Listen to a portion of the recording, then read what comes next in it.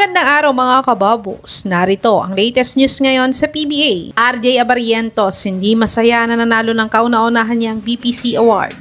Rene Baterbonia pangarap maging PBA MVP. At Rain or Shine pinapalis na ang isang key player nila.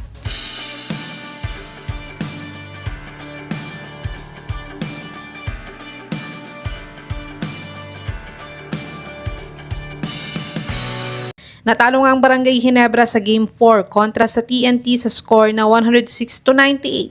At ang best player ng larong ito ay si Jordan Heading na nagtala ng 29 points, 8 assists at 5 out of 7 siya sa 3 points area sa kanilang panalo. At sa panalo nga nilang ito ng TNT ay tabla na naman ang final series nila. Pero ang highlights nga ng larong ito ay ang pagkapanalo ni RJ Abarientos bilang Best Player of the Conference. At Best Import of the Conference naman si Justin Brownlee. At ito nga ang kauna-unahang BPC Award ni Abarientos sa PBA. At ito din ang ika-apat na Best Import Award naman ni Kabayan Brownlee sa PBA. Pero hindi nga naging masaya si RJ sa kauna-unahan niyang BPC Award sa PBA. Dahil ayon kay RJ ay kailangan daw nila mag-focus as a team. At yung individual award na yun, nandyan lang naman daw ito kaya't kailangan daw nilang makabawi sa Game 5. Sa tingin mga kababos, sino nga abante sa Game 5, TNT or Ginebra? I-comment nyo na po yan sa baba. Dumako naman tayo sa balitang pangarap daw ni Rene Baterbonia maging PBA MVP. Isa nga si Rene Baterbonia sa nalunod na player ng Ateneo sa team building nila noong June 8. Kaya't lubos nga ang pagdadalamhati ng former coach niya sa Ateneo Davao na si Coach Jess Evangelio at ang nanay niya. Kaya't humihiling nga silang pares ng hustisya para kay Rene.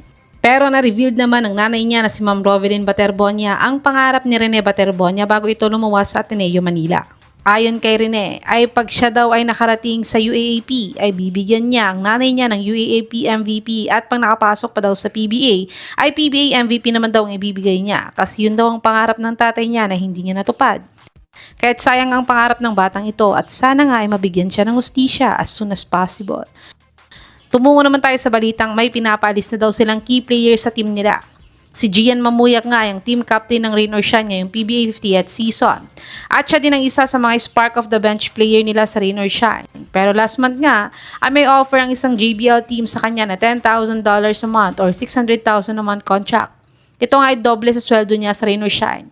Pero ayon nga sa source na to ay dahil may 3 years ban rule nga ang PBA. Pag umalis sa kanila, ay pinapabayaan lang daw ngayon ng Rain or Shine si Mamuyak mag-decide kung pipirma siya sa Japan or maghihintay siya ng extension contract offer ng Rain or Shine para sa next conference.